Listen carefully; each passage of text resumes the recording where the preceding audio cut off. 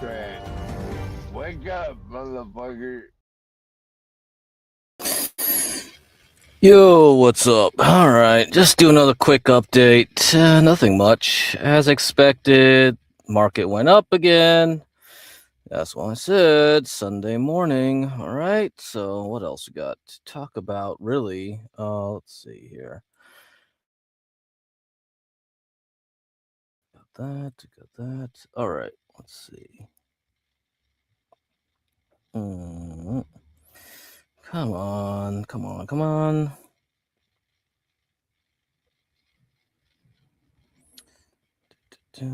Okay. Screen. All right. Let's see. Okay. All right. Let's see where oil's at. Oil stocks anyway. XOP. All right. Back to where we got that last blow up here from late March, right? From the options expiration into the end of the month. And we're done here.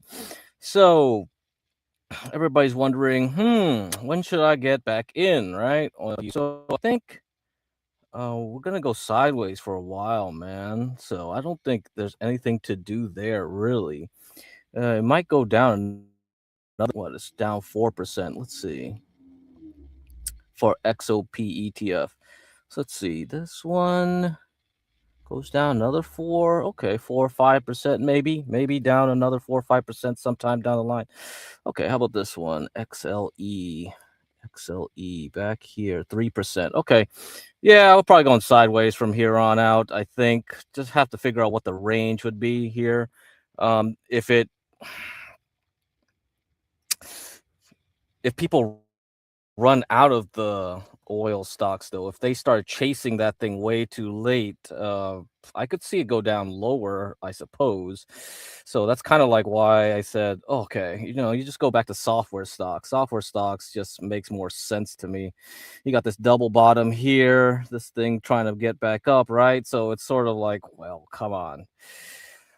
If the market is going to go down, we'll have to check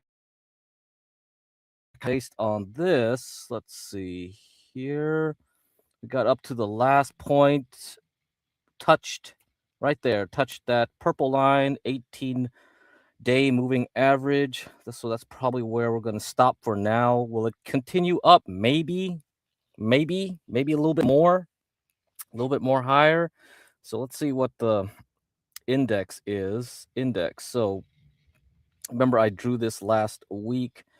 So the first one I drew from the beginning of the year, right? This first gray line here, doop. And I said, like, yeah, we're just going to pump or something like that after that. Okay, now I changed my mind. Last week I said, nope, we got to go back up for a bit because we're going into the end of the quarter and you're hitting these JP Morgan areas. So it's like, okay, zoom in. Perfect. You see that? We're going that way. So a little bit more. Maybe a little bit more. Maybe 6,700 on the S&P. And then we go back down. But are we going to go down this deep? Well, we have the new JP Morgan caller numbers. Okay, so let's see what they are. All right, let me get that crap. And then we'll know where we all want to be. So you might be thinking, oh, man, I got a crystal ball. How did I guess the gray lines that well? Bro, I just drew it randomly and if you follow charts day in and day out, they have patterns. They repeat. They're fractal. You'll see them again and again and again over time. They're called waves, and I've been saying, like, one of these days, maybe I'll talk about waves. But I don't like talking about them because I think it's astrology, It's like people already hate charts. They already call them astrology already. So if I'm gonna be talking about fucking waves, you're really gonna be like, whoa, this guy's just talking about like tarot cards or something. Yeah, basically they are. Essentially, it's just all psychology anyhow. So they repeat in waves, right? So that's it. Very easy. So it's easy to make money, man. I think, at least I think so. fuck, you could just be trading this all day in. So when you have a market like this, you got a lot of volatility. It should be pretty simple. Okay, let me get my thingies here. Get the links. What link do I want to talk about? What tweet do I want to talk about? Okay, JP Morgan caller. Okay, then I'll put this up here. Okay. San Jose. Yeah, he's fine. Like, did you catch his recent streams? He was on Universal and he had his own streams for a while. So, yeah, he's fine. He's blaming the blacks on his on his little seizures there. There you go. So that's it. Okay, let me see. Blah blah blah blah blah. All right. Let's see if this loads. Okay.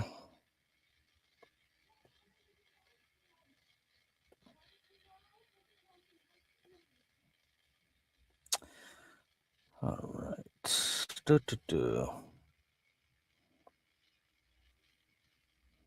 Okay. All right. Okay. JP Morgan. Let's see. All right. Let me get the images loading though.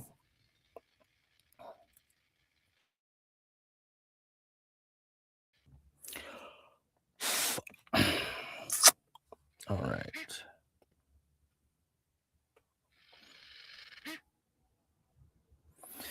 Okay, let's see. Does this fucker even load? All right.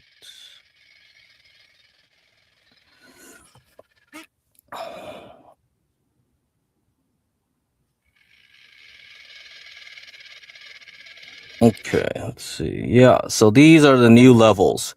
6,840, 6,150, 5,190. So that means your guardrail for the S&P 500 can go up to 6,840, not much higher than that, because you remember the blue line is a magnet.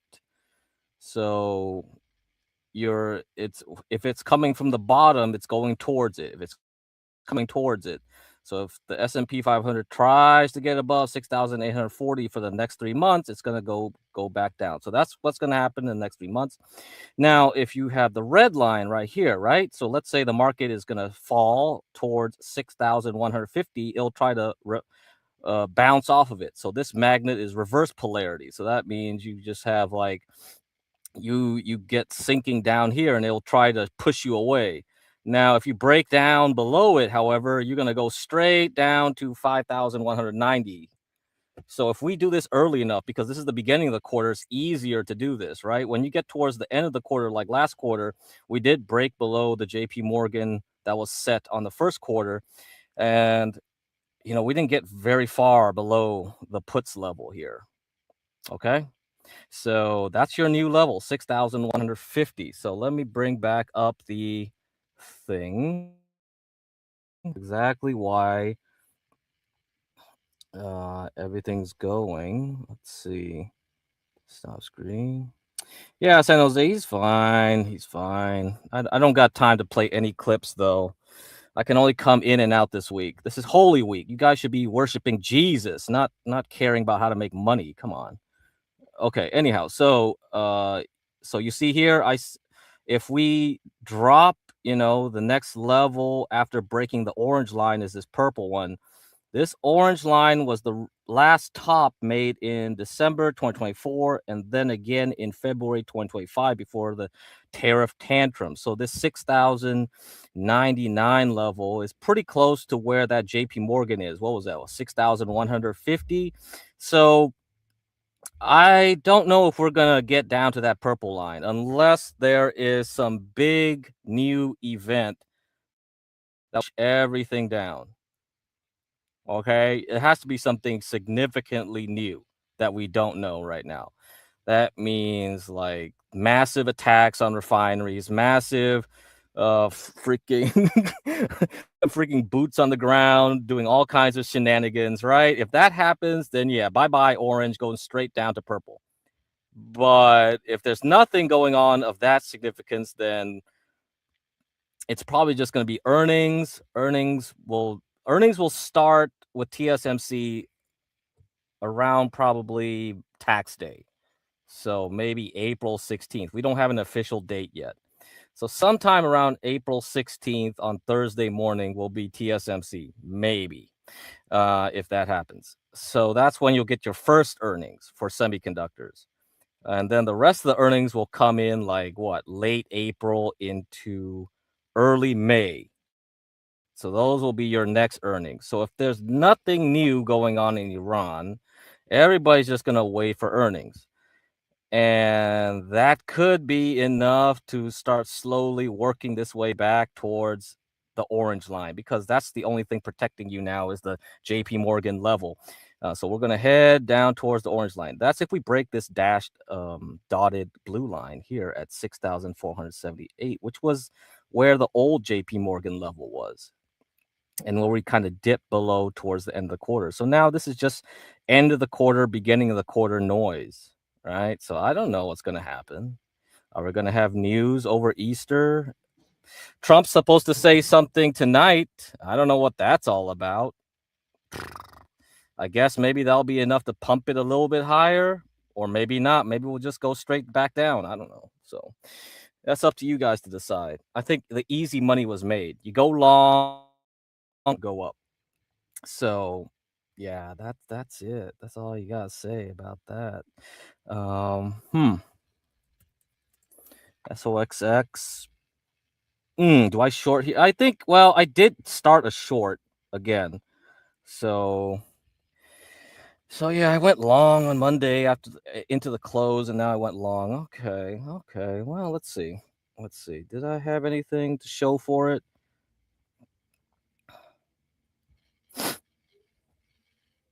Okay, how about this?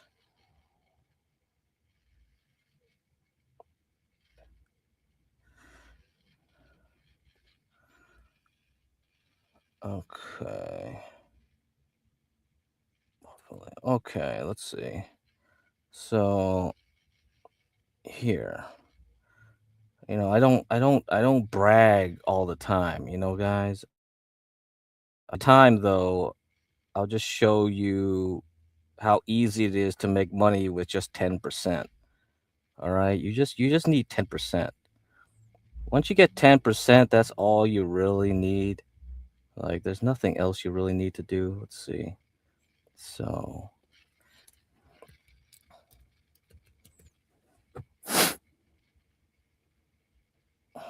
let's see.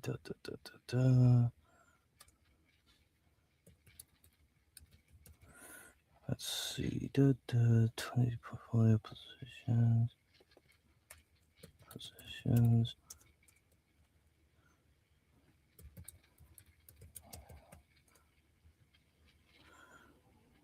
Okay, let me see.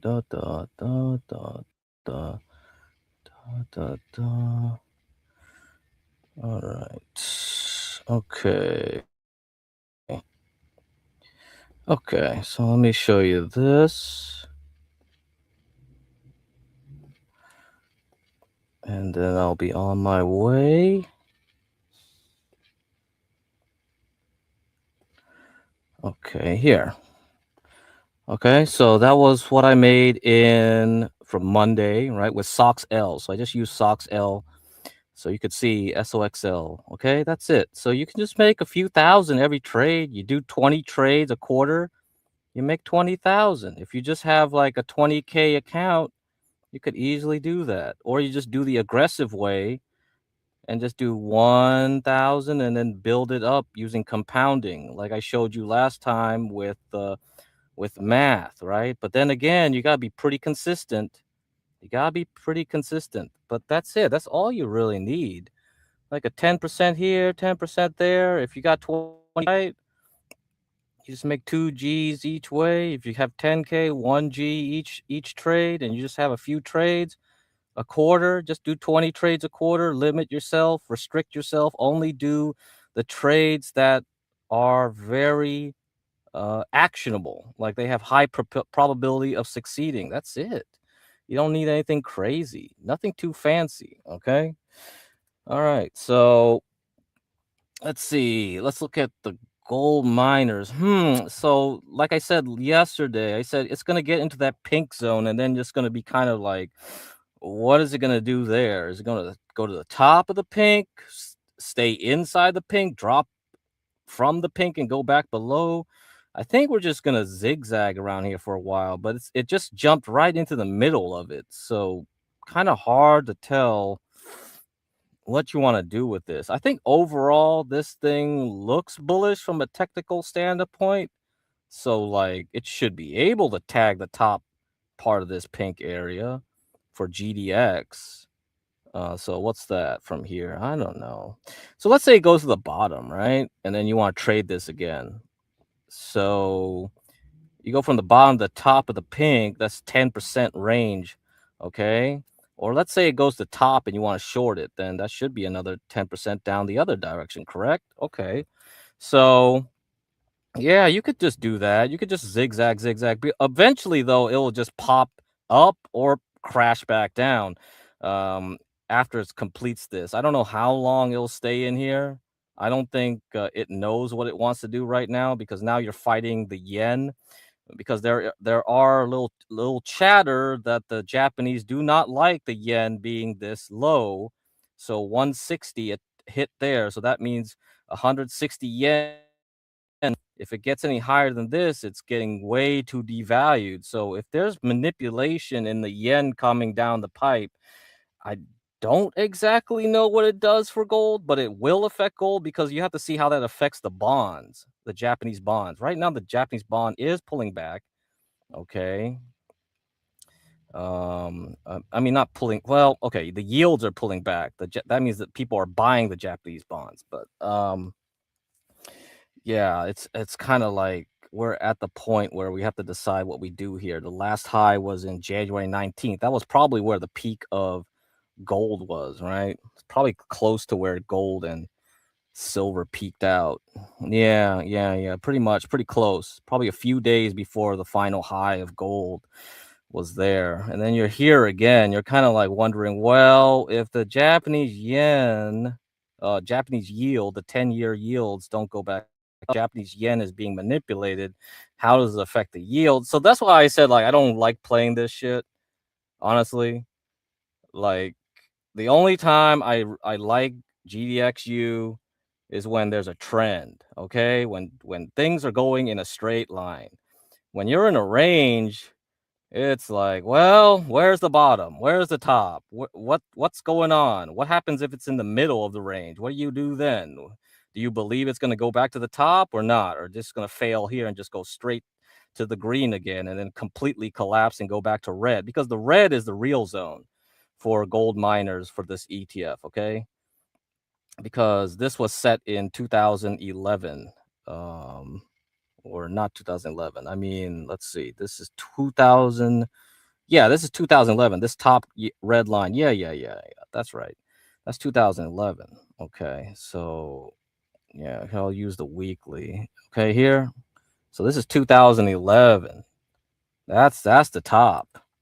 That's the top. It's going back. If it crashes through the green, it's going towards the red. If it stays here, however, it's going to zigzag a few more weeks before it decides, okay, let's revisit the top again. So you could trade it really nicely if you know where the tops and bottoms are. If you don't know, if you can't tell, I wouldn't touch this damn thing. Okay.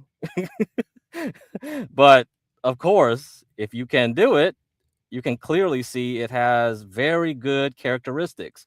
So because sometimes it does nothing, right? It just goes sideways. And then all of a sudden it decides, oh yeah, let's move. Okay. And then when it moves quickly. So you make quite a bit of percentage gains, right? Within a day or two or three, right? And sometimes a lot of those gains happen overnight, which is worrisome because you can't trade overnight unless you've got the Robinhood account. You can trade GDXU. I don't know if you can trade GDXD on the Robinhood account overnight though, or you can try Interactive Brokers. That's the problem with that. Otherwise, I just recommend you guys just stick around in AIBU and WebL because they're going to be slower and more it'll be more comfortable. Let's put it that way. It's not like a It's not like a G-force on a jet airplane, okay? This thing is just gonna be like a fucking Boeing 777. This is just gonna be going up until it completes its move. And it'll probably just complete its move once IGV gets up to the top of this blue level. So when IGV gets around to 87, that'll be probably be the end of that one. And then so that should maybe get you 30%. And that's it for like AIBU and WebL. I don't know if they'll give you 30%, but maybe 30 after it completes this whole move up here. So you already got like what 10 plus maybe 15 if you sold some today. So that's about 15% in 2 days. And then you'll probably have to see if this thing will complete its 30% move. If this thing completes a 30% move, so then you'll get 30 more percent, right? So that's it. That's it. What's red price for GDXU? I don't know.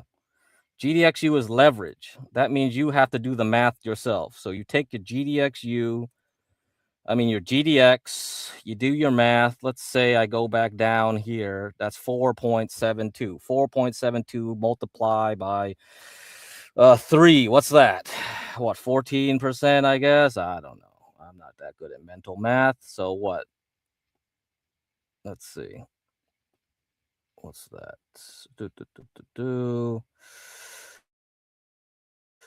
95? Whatever. Do it yourself. That's your homework. See? There you go. So anyway, whatever. Something like that. Okay. I'm done with that. All right. I think you guys know what to do yourself. That's why I said just follow the levels. Everything is about levels. Everything's about that.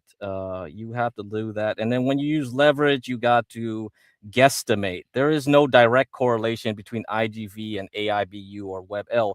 AIBU is just 2x leverage of some made up hokey ETF that they created. WebL is 3x of kind of FDN. I guess it's mostly follows FDN ETF, 3x of that. So I'm stuck here. There's no 3x leverage IGV. I have to say like, well, it's going to be a mixture of AIBU plus WebL, I guess. And if you want, you can add CrowdStrike 2x, so CRWL. You can add Palo Alto Networks leverage, PALU, and then you can add Palantir leverage, PLTU. It's like you could try to make it act like 3x leverage IGV somehow, some way, but that's on you guys how much risk you want to take, because then you're gonna take a lot of risk. But yeah, if CrowdStrike, Palo Alto Networks, Palantir, those three start going up very well, then those three will probably give you the most bang for your buck if you do all the 2x leverage ETFs on those three stocks. So if the software finally says, okay, we are done going down, we want to go up, then those three would be like going crazy fast. Okay, those will be the ones you're going to be watching for if that ever happens. Otherwise, you're stuck, because GDX, you have to get in, get out, because sometimes, well, actually, a lot of times during the day, you get a pop, right? Overnight gets the gains. You get a pop, you got to sell right away because it goes down. Pop goes down, pop goes down. Usually that happens. When it's in a really good mood, it doesn't do that, right? Like the last 2 days, you see, like today and yesterday, it kept going up throughout the day. But most of the time, it pops and goes down because it lost its trend. It completely lost its trend. Okay, you can't do nothing with this. And I'll tell you this thing too, like what 2024, what OPC Don was debating on getting those gold coins from the Thorpes. He was like, oh man, his dad sold gold at the bottom. He's scared of gold. You see how bad psychology is? So I didn't feel like I should tell him to buy gold, honestly. If you look at the summer, gold was already at a pretty good clip going up. So I had a feeling that gold would probably go down one more time before going up. And I think the last quarter of 2024, it did start going down. Let me see if that's true or not. Probably not too much. It went sideways. Not really. Not really, though. But let's say OPC Don bought it like here, right? Sometime August, September. It goes up for a little bit and then starts going down. And then he gets scared because he sees, oh shit, went down 5%. I'm getting scared now, and goes sideways. You never know. Psychologically, he's not at a right place, because I was telling people to buy gold and silver back in 2023. This was the right spot to buy gold and silver. But if he buys it up here and he has the mentality that he doesn't even know what gold will do in the next few months, and he already has that bad impression of gold from his dad, then a 5% drop is enough to scare us. And I can't guarantee that gold is always going to go up in a straight line, right? If you have bad psychology, you cannot be an investor or trader, either or. You are part of the sheep class. The sheep class are the ones that always lose money. Okay, so that's why I can't recommend things to everyone. I have to understand you first. You might be better off not doing something, because you're going to make mistakes where eventually you'll lose money, because then you'll get into the mode of revenge trading. A revenge trader is one that just takes it personally when they lose a trade or an investment. Like, they hate that stock forever. And then you become a bigger moron. Okay, so let me let me review this guy for you, because I showed these clips before of this boomer, this moron who sold silver at $35 a troy ounce. And then when silver started going towards 120, he bought it back at 120, right at the top. So this is why it's like really hard to tell people what to do, because their psychology is not correct. And you're better off not even thinking about gold or silver anyway, because you might actually just end up losing money because you are an idiot. So that's really what it is. And most people are really idiotic when it comes to judging when a top or bottom is. And that's why we have tops or bottoms. If everybody was smart, everything would work like a machine. You would actually believe in the efficient market theory. The market is not efficient, it's inefficient. Because of liquidity issues, psychological issues, there's all kinds of issues with the markets, right? And okay, so yeah, that's it. That's all I want to say for that. So let me find that video if I can find it. Okay, blah blah blah blah blah. Here are. Okay, nope, not this folder. I'll see this folder. This folder. How about this folder? Is it this folder? Nope, not this folder. Okay, maybe it's this folder. Oh, okay. Yeah.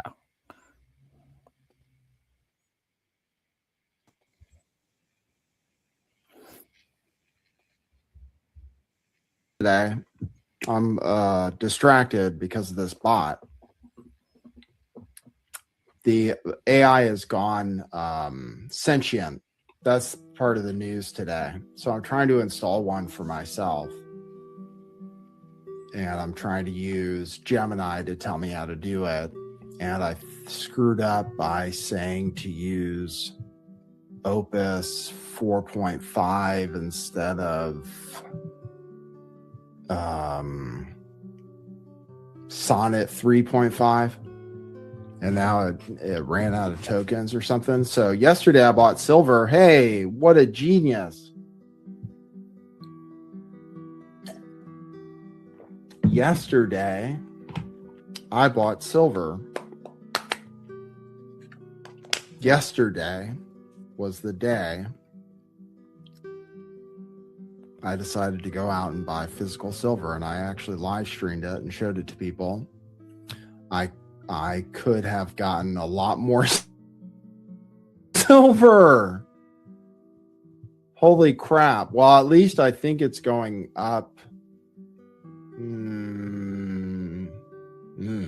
No, that's not good. Let's see. Now it says 78 again. How'd that happen? So it's terrible. Terrible day. Oh, and this screen slows down my computer too. 70, is it really 78 again? Is it really? I'd have to check my app. It closed the day a little higher than 78. It says it's at 86 on Jam Bullion, so that's positive. And it still says they're selling for $100. So at least it's not the end of the world. I got them for 120. So silver crashed today. I'll tell you guys why. I got to tell you about these robots taking over the world. And once I get it set up, I'm totally distracted because I was spending the whole time before the show trying to set it up, and it sent me one message on Telegram, and then it said, all right, so there's the tour. And I'll show you silver because Pirate Justin wanted to see the silver. So I'll show you guys what the silver looks like. We'll walk back to my vehicle. Oh, it's 4 o'clock. Hopefully today was a good stream. At least I did something.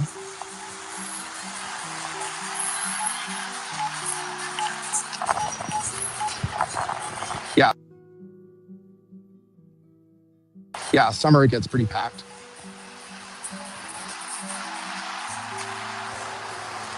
Hey, thanks guys. You guys are cool too. I haven't done a walk and talk stream for a long time.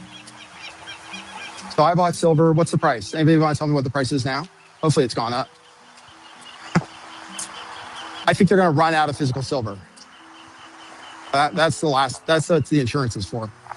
If the exchanges run out of physical silver, then instead of everybody selling silver, everybody's going to want to buy physical silver. So even though the price might go down 50%, which it really might, I still bought some today. So was it 119 or 117, people say? 118? Everybody's saying something different. So for you, Pirate, you wanted to see what it looks like. So I'll show you what it looks like.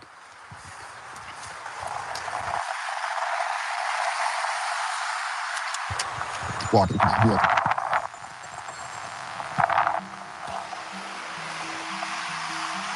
I'll show you my Beanie Baby. That's my Beanie Baby in my car. I bought a car when I was insane, or I leased it actually, which was kind of stupid, but it's kind of a nice car. Oh, okay, here, I'll show you guys.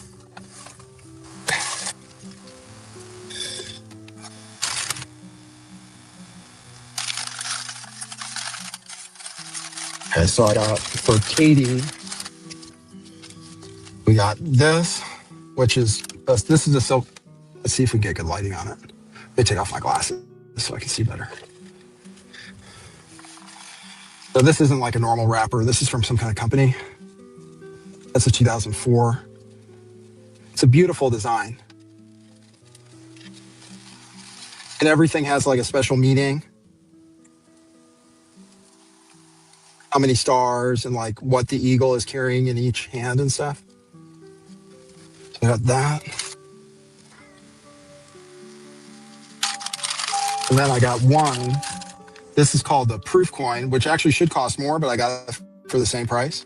The proof is mirrored.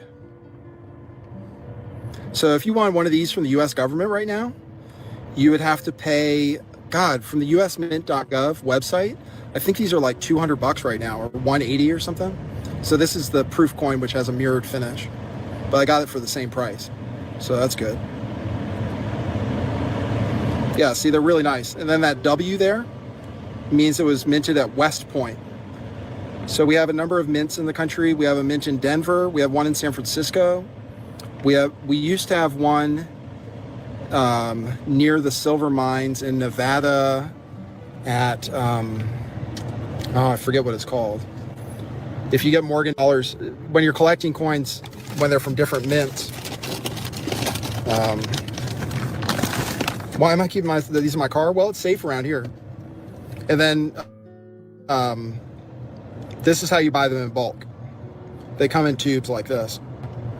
So these hold 20 coins. So this is what it looks like. So these come from the US government, Treasury, United States Mint. And And then you have 20 of these inside. I think I got 2016s or something. This year, 2026, is a special 40th anniversary year. So anyway, that's how they come. So nobody rob me, please. See, the problem with having physical is then you have to insure it and stuff. So I wouldn't want to have more than that, really, because then people will rob you. How much did I spend? I got them for $120 each. So I got them for $120 each, which is crazy because I sold a bunch of those last spring for about $33 each. What the fuck? You sold at 33 and you bought back at 120. There you go. Moron. This is the kind of psychology you don't want to have. This is the person that you are trading against. This is the guy on the opposite end of you. You want to be on the guy that sells him silver at 120, buys it from him at 33. Don't be this guy. Be the guy on the opposite side of the trade. So psychology really matters, okay? It matters a lot. And if you don't have the right psychology, don't bother doing this. Don't bother. You're not going to make it. And you're going to be worse off, actually. So somebody like OPC Don, I could see. Like I could tell him to buy something and sell something, but he won't really do it. He won't do it at the right time, I tell you. I told you guys to buy oil in February for a reason. Okay? And it wasn't because I had a crystal ball and knew exactly where it was going to go in the next coming months. No. It was the conditions of oil that was really, really good. Oh, man. Here's another stupid image. So you remember, before we actually attacked Iran, JP Morgan said, like, oil probably will average about $60 a barrel. Okay? And you know what JP Morgan said December, all right, of 2025? So another month before that, JP Morgan said oil prices could plunge into $30.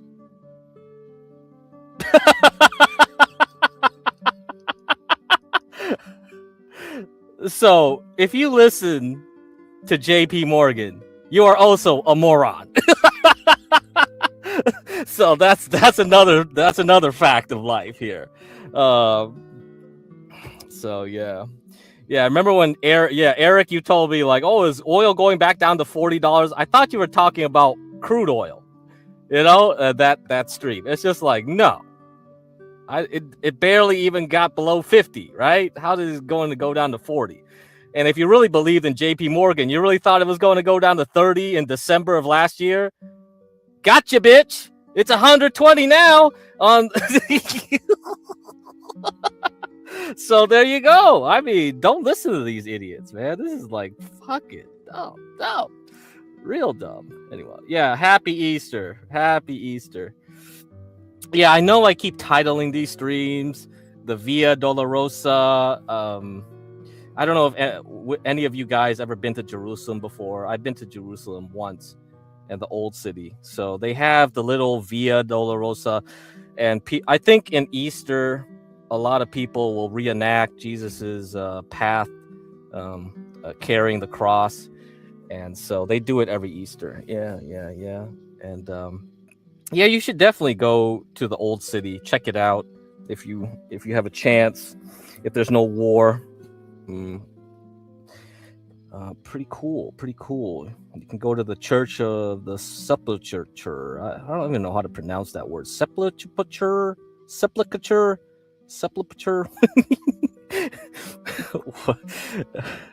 And then there's the little alcove at the bottom where supposedly is the tomb of Jesus, where everyone prays at. So you can pray down there. You only have a few seconds to pray, but I think when I went there were very little tourists. So me and my friend got quite a good minute down there. Anyhow, they actually crucify a dude in Latin America. What? Oh, god damn. Well, they take that shit seriously, don't they? Okay. Anyhow. I've never been out of the US, would love to travel. Yeah, it's going to be expensive now, right? You see, traveling before 9/11 is a whole experience, and now traveling with the crude oil at like what? International crude is 120, US crude is 100, so it's not gonna be cheap no more. Yeah, so that's about it. All right, let's get back to business here, and then we can wrap this up quickly. So remember, these are the levels for the next 3 months. 6840, that'll be the top of your S&P 500. The bottom should technically be around 6150. If we break it with force, that means you punch right through the drywall, we're going down to 5190. Okay, those are your levels for the next 3 days. And you can see this, a trap door could open up under the S&P 500 after this influential options trade expires on Tuesday. Large JP Morgan options trade expected to roll off on Tuesday. So I've been saying this since last week. Get ready for this. Get ready for this. So after options expiration, you have the JP Morgan caller trade that has to wash out. So there's going to be volatility, as we've seen in the past 2 days now. Down on Monday, now up very strongly. So after all this gets washed out, now we'll have to see where it starts going, right? We need the next shoe to drop. So what Trump is going to talk tonight, so maybe that's how it's going to be. Yeah. Let's see. What's notable about this trade is the sheer scale of these options orders. Their large size means the fund can exert a lot of pressure on the S&P 500 and introduce a noticeable amount of market volatility. No shit. I've been saying that already. Yeah. Thanks for telling us when it already happened. The JP Morgan is one of the most followed systematic option trades, said Ben Kizemchuk, a senior investment advisor and portfolio manager for Wellington Altus Private Wealth. It can exert heavy influence on market stability, quarter-end flows, and short-term volatility. Yeah, we see it. We see it already. Gotcha. So he also said that this volatility has already been manifesting in the S&P 500. JP Morgan is set one of the collar levels for this trade at 6475. That's the old level. Okay, 6475. We're now down to 6150 is the next bottom level here for the next 3 months. So all this stuff here is like falling down to 6475 from above increases potential sharp snapbacks. Yeah, I told you that already. I showed you a video of that already. 6475 from below can trigger a forced dealer selling. Well, we didn't really see that because we're going into the end of the quarter in the last few days, so it didn't bother doing that. Everybody was on the other side of the boat. Okay. So once these collar level resets, the market should react less violently to daily news. Well, one should hope. So hopefully now everything will calm the F down, and then we'll figure out what's going to happen when earnings rolls around. Because if we're completely done with the Hormuz Strait, we're leaving. So America's leaving, right? Is this an April Fool's joke? He said we're leaving. Trump said, bye-bye. We don't care. This is not our problem anymore. This is Europe's problem now. Okay, well, if he's really gonna do that, it's not April Fool's, then I guess we're done. Let Europe deal with the issue. Oil for the global market will stay at probably about a $90 level until Europe opens up the straits, but China's probably fine. China will get its cheap oil. Doesn't care. They already made deals with Iran. Russia already have deals with Iran. We're done, right? We're leaving. Bye-bye. So we tucked our tails and are going back through the Red Sea right up into the Suez Canal and leaving. So this is Europe's problem. All right, I got murdered. Why did you short? What? I said everybody should go long Sunday night. What the heck? Why would so you buy Monday and then you sell once the S&P gets back up to 6,700, whatever. That's easy, right? I thought everybody could see that. No? Okay, whatever. Oh yeah. Let's see. That's why likely most have until my choose. Oh, you're gonna have a YouTube trivia channel. Okay, cool. Follow Quantum Epic, or are you gonna make a new channel with a new name? I don't know what's gonna happen here. All right. Once Iran gets people on yuan, we're rolling tanks. Oh, you think so? I think it's the end of. I think America's tired of wars. I don't think we got it in us. Are we going to defend the U.S. dollar power here? Anyhow, okay. Let me wrap this up. Let me wrap this show up. Just 10 more minutes or so. Well, so let's continue what I was talking about. George Soros's theory of reflexivity. Okay, let's remind everyone. It's based on the idea that investors base their decisions on their perceptions of reality rather than reality itself. This feedback loop between expectations and economic fundamentals can cause price changes that substantially and persistently deviate from equilibrium prices. Soros believes that reflexivity contradicts most mainstream economic theory and can significantly shift our understanding of economics under modern economic models. He explains that if investors believe that markets are efficient, that belief will change the way they invest, and that in turn will change the nature of the markets they are observing. Soros views the global financial crisis as an illustration of that theory. So again, we have times when the stock price gets extremely expensive compared to what a company technically should be worth, right? Well, technically meaning what people can see today. So all the information that they have today to gauge where the stock should be worth, that's all they have. And they'll just overpay for something if they feel like there is future growth, right? Let's say, Palantir. Palantir is the most expensive off of all the software companies. It's like 100x price to sale. Okay, very expensive, even more expensive than Oracle. And that's why people didn't believe me when I said Palantir is the stock to be in, because there is good reflexivity in there. There's a lot of hype in that stock. And as you can see, Palantir went from $20 to like 200, nearly 200, right? When I said it over a span of a year. And there's a chance that if the economy is going to go down, it'll be a great short.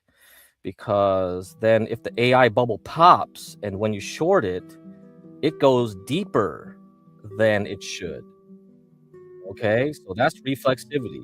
So a stock that's very aggressive on the upside will also be very aggressive on the downside. Same thing for Micron. Micron probably will also follow this path. So when it does turn the tide, and if Micron really does crack in the coming quarters or something, it will go down very quickly.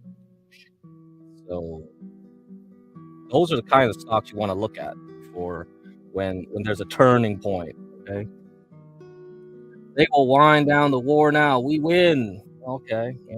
All right.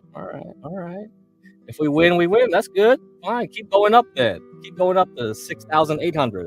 I don't mind. Remember, the collar now is 6,840. That's the top of the S&P 500. So if the market really wants to move even higher, there you go. That's the target you're looking for. Okay. So remember, I was talking about the contrarian psychology, right? So only a few more minutes. I'm going to remind you guys. So behavioral finance, broadly defined, has given us a fairly comprehensive understanding of investors' real decision process. So remember the guy who bought that silver at 120, sold his silver at 33 for some reason, and chased it back up. He got FOMO. He got FOMO'd out. It has taught us to set aside the time-worn fiction of economic man, the well-informed, utility-maximizing homunculus with stable preferences and superb computational skills in favor of more realistic models of choice under risk. Investors, we now see, are prone to cognitive errors, reluctant to realize losses, and overconfident in their own ability, but fearful that other market participants know something they don't. So this last bit here is why people believe bullshit like JP Morgan, right? JP Morgan said oil is going to go down to 30 bucks. I don't know if they really said that, but that was the tweet given. Moreover, investors seek not only utilitarian rewards, but expressive and emotional benefits as well, such as status and a sense of belonging to a community. Sounds like a cult. So all those silver guys are probably all cultists, right? I always see them around, silver. They seem to act like a cult to me. Thanks to Herbert Simpson, Daniel Kahneman, and Richard Taylor and Mir Statman, and many others, we have a general psychology that illuminates the cognitive and affective recesses of investment decision making. So I'm always the guy that follows the contrarian. Okay, so let's go down here. Emotional crowds. So the first principle is that security prices are predominantly set by emotional crowds comprising investors whose purchase and sale decisions are based on heuristic shortcuts, anecdotal evidence, and visceral reaction to unfolding events. Sound familiar? Oh man, we got war. Chase oil, chase oil. Okay, you guys just want to chase oil, huh? Don't you? So anyhow,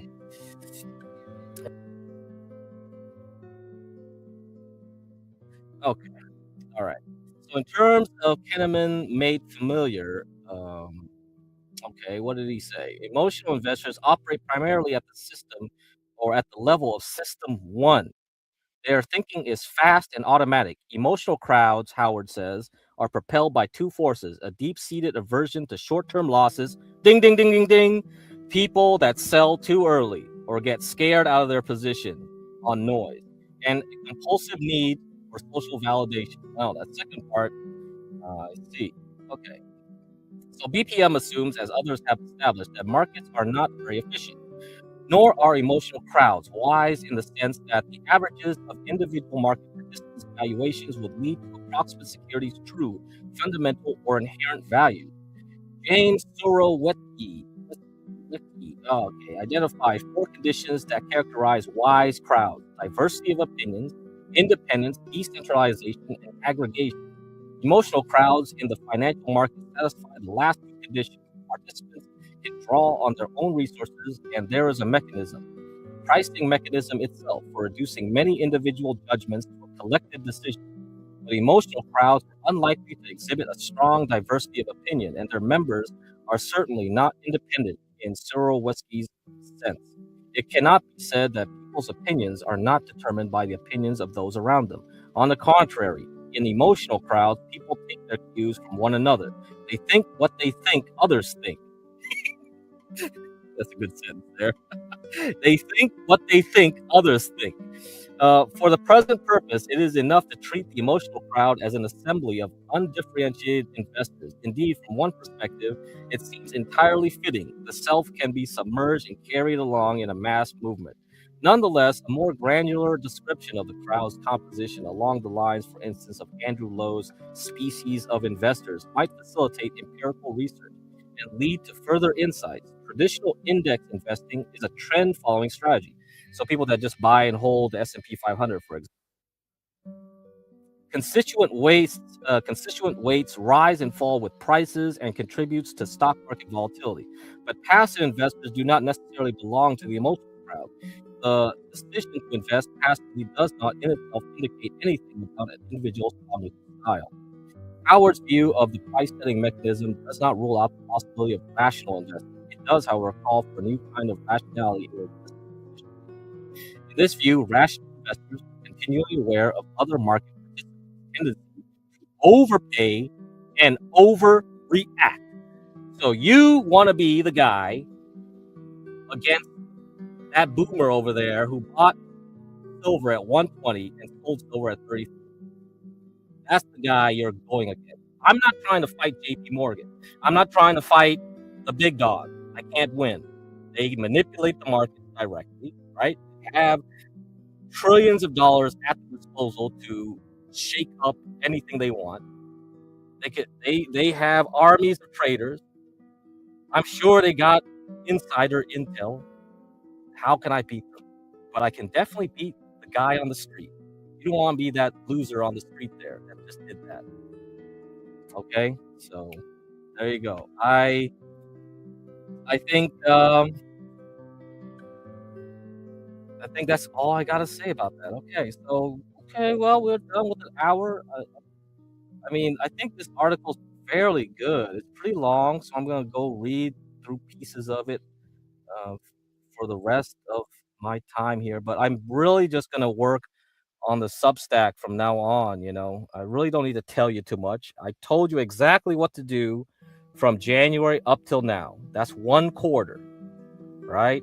In February, remember, late January into early February, buy oil. That trade is over with. UwU went up 100% from when I told to buy. That's good for 2 months. Now, the rest of this stuff is just like day trading, mechanically trying to figure out, whoa, why buy or sell at this date or that date, depending on the levels. You know, that's it. But it's probably only gonna interest a few of you. All right. So what's up, 12th man? We'll be done here. Just get a point of view. Don't be the boomer.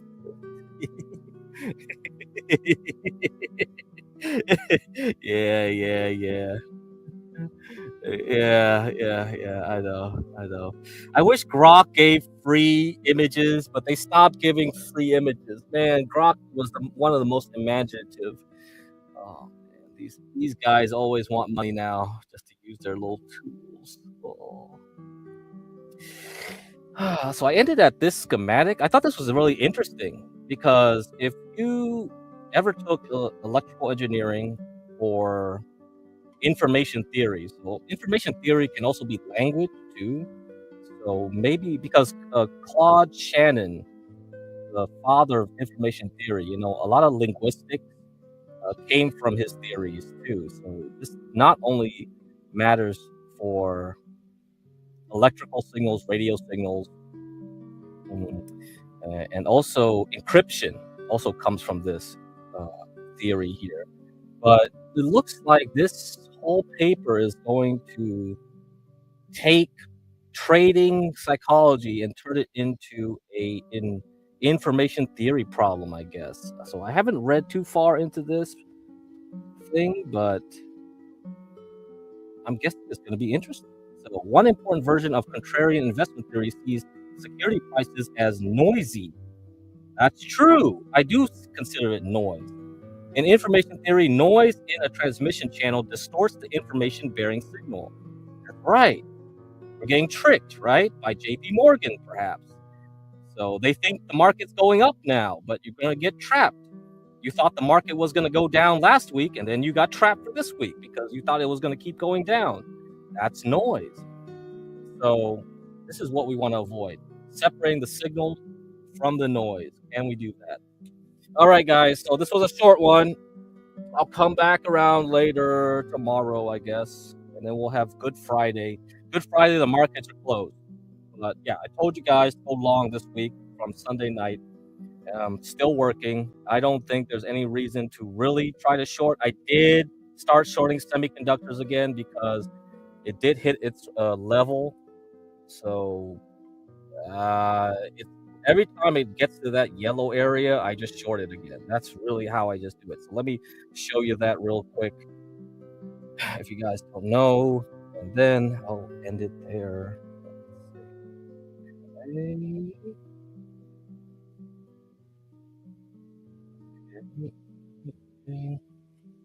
Because it still works. I don't know. There's nothing really I could say there where it doesn't work. It always seems to work. Okay. Yeah. Every time it gets to the yellow, I just short. Time was up here. I shorted it. It got a little bit inside the yellow, but not too uncomfortable that I got tricked. Because that could be noise, right? That could have tricked me. That could have been like, oh shoot, maybe I'm wrong. Maybe it's going up, and it would have fooled me. But if I did that, I would have missed out on all this. Because then the market went down. Now we're all the way back here into this yellow area on SOXX. What does that mean? So if you want to short, this is how I do it. I use SOXX. S ends with an S. Okay, so I guess you could say every time it gets below 36, you buy, and then you just see how far it goes back up. Eventually, it'll stop doing this dance. Eventually, it will say time for the market to really crash, and if you catch it right, you go from here, you could go all and you'll make 100% the other way. Complete. But if it just goes up and down like this, I guess that's okay. I don't know. It's annoying because you got to pay more attention, but that's really what you got to do. There's no guarantee. I can't tell you exactly when it's gonna fall, and that's why I don't do options. I don't know exactly when something is gonna happen, right? Because if I do options, I have to take care of volatility, how it goes up and down. I also have to take care of when it's gonna go to that price, right? So there's a strike price. So options requires me not only to know the time, price, but also volatility. And that's a 3-dimensional problem, and I don't like that. Come on, bro. I retired. I'm not an engineer anymore. I'm not gonna do 3-dimensional problems here, motherfucker. I'm trying to turn my brain off and make money, not make it harder. But of course, there's definitely. I'm not saying that there's not any ways to make money on options that require you to think too hard. Most people, they develop ways to use options to turn off their brain and make money anyhow. So I don't want you to think that options is too hard to do. Okay, my show is just general information, and once you understand charts, you can see what I'm trying to do. The next level up is that you go find a book, or you go find another YouTube channel. There's tons of YouTube channels out there that teach you options, and tons of people that are willing to teach you that as well. And if you don't want to read books, and you could do it, okay? You could totally turn this type of movement into lots of money. Okay, not only like movements where it goes up and down, you could also be like, I know the semiconductors are gonna be flat. They're gonna stay flat for 1 quarter. Let's put it that way, right? So if I start an options trade at the beginning of January, I would say, like, for the most part, the S&P 500, I mean the SOXX, stay maybe or close to $320, $330. And I could make an options trade where, like, by the end of the quarter, it stays close to there. So I would make money throughout the 3 months, because it just pays me somehow. I don't know. I should put up that chart. I had a huge chart, a cheat sheet of options that you can get, and print it all out and put it on your wall. Okay. Okay, let's see. Cracking a formal presentation on step-by-step of shorting for max impact. Platform prefer, I think. Yeah, I'm too basic. You know, I think there's other people that are better at this. But yeah, sure. One of these days, I'll just show you step by step how I do it. But it's probably very, very basic, very babyish, which is fine. I think a lot of you can learn from that anyhow, and then from there you can learn more somewhere else. I'm gonna try to get in a pump. Tomorrow things gonna dip further. Dude, Eric, tomorrow is the last day of the week, trading day of the week. There's Good Friday. Its market is closed. So if you make a mistake, you gotta hold through the whole 3-day weekend for the market, man. All right. Okay. Anyhow, I'll see you guys later.